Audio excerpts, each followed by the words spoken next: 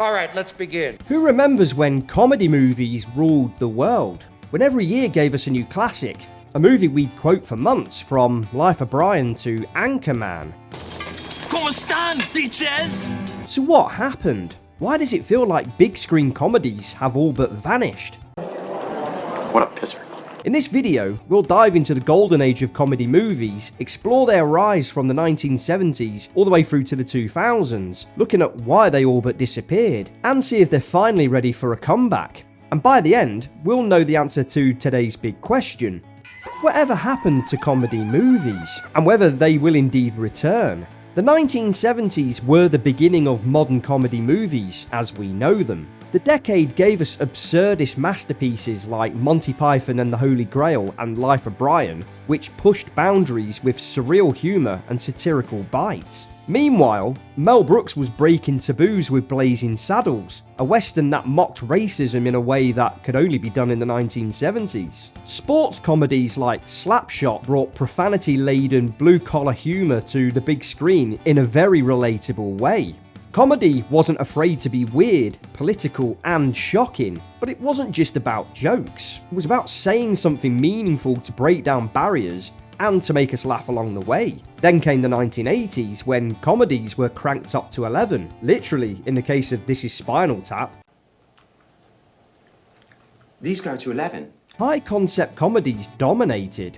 Airplane reinvented parody with rapid-fire jokes and visual gags. Ghostbusters blended supernatural action and horror elements with comedy, and it proved that comedy could be a blockbuster. Go get her, Ray!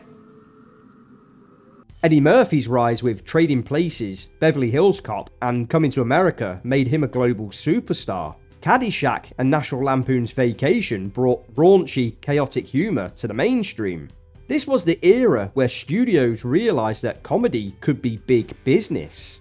In the 90s, comedy became deeply character-driven and incredibly quotable. Wayne's World gave us catchphrases. Are you mental? If you're gonna spew into this. We're not worthy! Extreme close-up! Whoa! Yeah, and monkeys might fly out of my butt.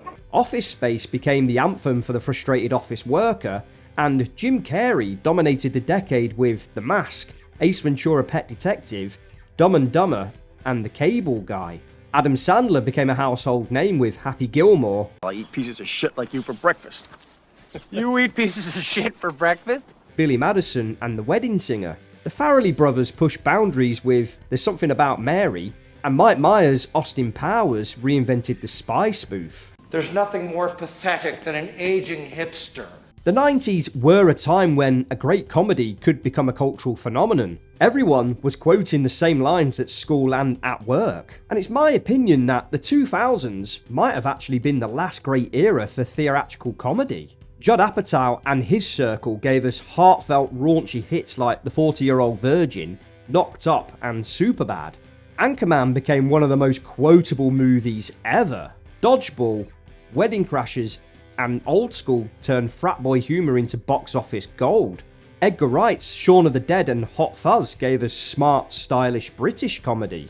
How's that for a slice of fried gold? Yeah, boy! And we also got the rise of teen sex comedies with American Pie and Road Trip, which kept the raunchy tradition alive for a new generation. And towards the end of the decade, we got The Hangover. What was your favourite comedy during this time? Please feel free to let us know in the comments, and don't forget to hit that like button and subscribe for more critical content. Saturday Night Live alumni dominated these decades. Dan Aykroyd, Bill Murray, Eddie Murphy, Will Ferrell, Adam Sandler, Tina Fey, Christine Wiig all turned TV sketches into blockbuster careers. Judd Apatow's comedy Farm Team launched stars like Seth Rogen, Steve Carell, Jonah Hill, Jason Segel, and Paul Rudd. Comedy movies were star vehicles. If you saw Ben Stiller or Jim Carrey on a poster, you knew what you were getting, and you were going to laugh. So what happened? Around the 2010s, comedy movies started disappearing from theatres.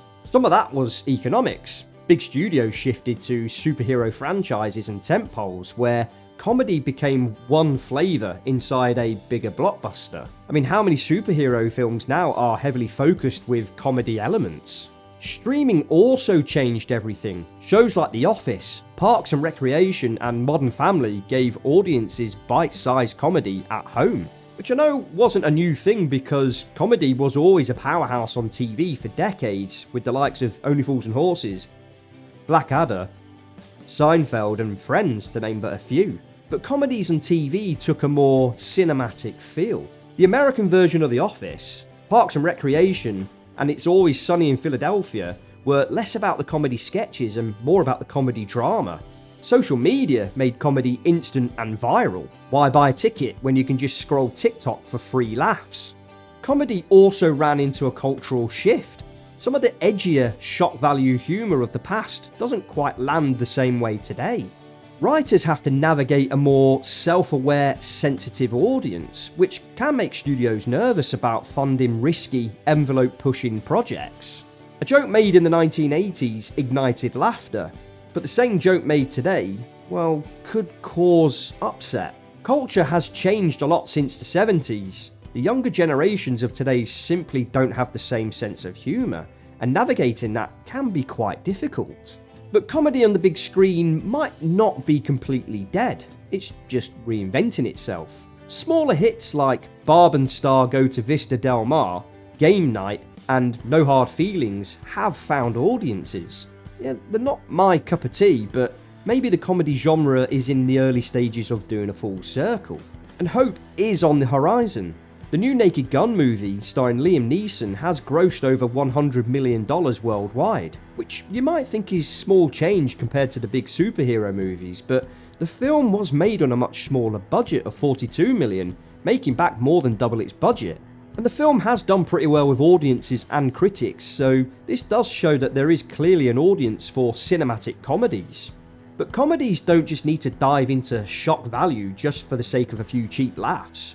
Clever writing coupled with perfect timing is something that will never get old. And for me, it's about finding the right combination. Yeah, the comedy landscape has changed, but the need to laugh really hasn't. Whether it's at the cinema or on TV or even on our phones, we'll always find a way to laugh together. Unless you don't, then you're dead inside. And who knows, the next comedy renaissance might actually just be around the corner. So that's what's happened to comedy movies. The old ones are still there for us to enjoy time and time again, and new ones, hopefully, are on the horizon. Sometimes it just takes one film to reignite a genre, and maybe The Naked Gun is that film. Because do you know what? It is good to laugh. If you've enjoyed this video, be sure to give it a like and share, and hit that subscribe button and check out more of our videos. I've been Colm from the Critical Cinema Club, and until the next video, take care.